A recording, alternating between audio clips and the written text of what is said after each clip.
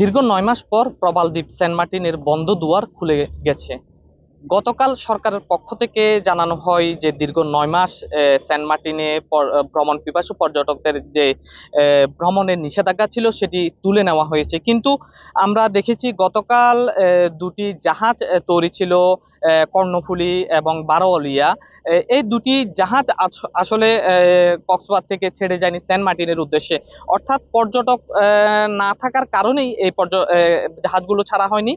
ভ্রমণ পিপাসু যারা সেন্ট মার্টিনের উদ্দেশ্যে যাওয়ার জন্য ঘাটে এসেছিলেন তারা যেটি বলেছেন, আসলে সেন্ট মার্টিনে দিনে গিয়ে দিনে ফেরা তাদের জন্য খুবই কষ্টকর এবং অস্বস্তিকর একটি বিষয়, যার কারণে তারা সেন্ট মার্টিন যায়নি। তারা মূলত যারা ভ্রমণ পিপাসু পর্যটক তারা চান যে রাতের যে সেন্ট মার্টিনের সৌন্দর্য সেটি উপভোগ করার জন্য তারা যেয়ে থাকেন।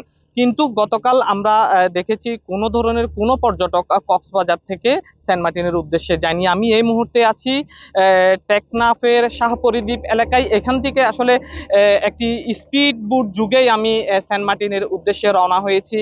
সকাল থেকে আমরা এই ঘাটে অবস্থান করছিলাম শাহপরী দ্বীপ এলাকায়। আমরা এখানে দূর থেকে পর্যটক ঘুরতে আসেন এই ধরনের চিত্র আসলে আমাদের চোখে পড়েনি। স্থানীয় যারা সেন্ট মার্টিনের বাসিন্দা বা টেকনাফের জরুরি প্রয়োজনে সেন্ট মার্টিন যেতে হচ্ছে তারা যাচ্ছে। তবে এই ক্ষেত্রে প্রশাসনের একটি নির্দেশনা রয়েছে, উপজেলা প্রশাসনকে আবেদন করে সেই আবেদন নিয়ে এখানে আসার পর আইন শৃঙ্খলা বাহিনী যারা সদস্য রয়েছেন তারা তদারকি করার পর সেন্ট মার্টিনের উদ্দেশ্যে তাদেরকে ছাড়া হচ্ছে।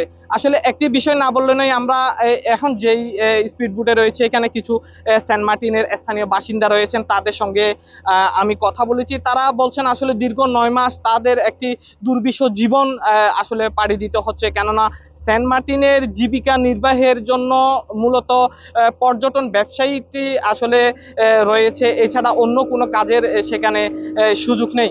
৯ মাস ধরে এখানে পর্যটন বন্ধ থাকায় এখানকার সাধারণ যারা বাসিন্দা রয়েছেন তাদের জীবনযাত্রায় ব্যাপকভাবে একটি প্রভাব পড়েছে বলে স্থানীয় বাসিন্দারা বলেছেন। আরেকটি বিষয় তারা বলেছেন যে শাহপরী দ্বীপ জেটি ঘাট আমরা এখন যেখান থেকে স্পিড বোট ছেড়ে যাচ্ছে এখান থেকে যদি আসলে অনুমতি পাওয়া যায় সেক্ষেত্রে সেন্ট মার্টিন দিনে গিয়ে দিনে আসতেও যারা ভ্রমণ পিপাসু পর্যটক তারা আগ্রহী হতে পারেন।